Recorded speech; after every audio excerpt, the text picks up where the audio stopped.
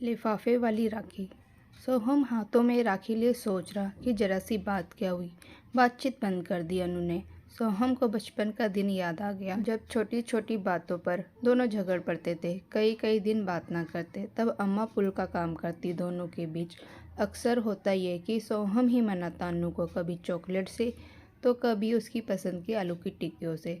अनु भी जानबूझकर नाराज़गी बनाए रखती कि इसी बहाने से ये सब उसे मिल जाता।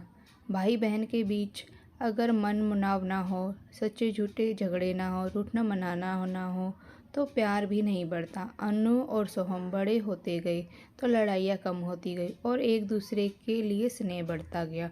छोटी छोटी बातों की फिक्र, एक दूसरे के लिए साथ घूमना फिरना, जैसे भाई बहन कम दोस्त ज़्यादा हो। अनु की शादी हो गई, दूरियां बढ़ी तो प्यार भी बढ़ गया। सोहम रोज जब तक एक बार बात ना कर लेता उसे तो चैन ना पड़ता।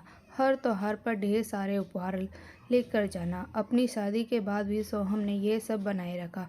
अब इतने सालों के बाद जब अम्मा पापा नहीं हैं, सोहम ने हमेशा प्रयास करा कि अनु को मायके की कमी ना हो।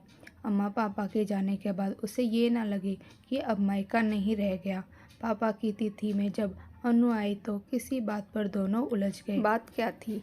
उससे ज़्यादा महत्वपूर्ण ये था कि ऐसे लड़ते पहले किसी ने उन्हें देखा नहीं था। सब सकेत में थे। बहस के बाद अनु ने सामान उठाया और चली गई। पायल सोहम को कहती रही, रोक लो दीदी को, बच्चे बुआ मत जाओ की रट लगा रहे।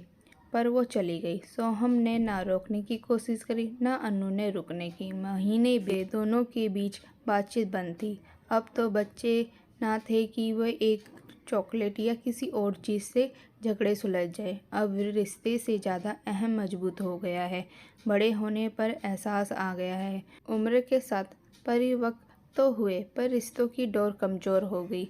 हथेली पर ना जाने कब एक आंसू की बूंद गिरी और सोहम वर्तमान में लौट आया। राखी के लिफाफे में कोई खत नहीं था, पर उसे लगा ना जाने कितना कुछ लिखा हुआ है। राखी के साथ कितनी शिकायतें, कितने उलाने, कितने सारा स्नेह।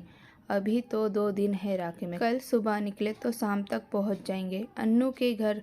सोहम ने सोचा, एक जन्म के रिश्ते को यूं लिफाफे का मोहताज नहीं होने देना है। राखी कलाई में बंधे तभी तो अर्थ है उसका।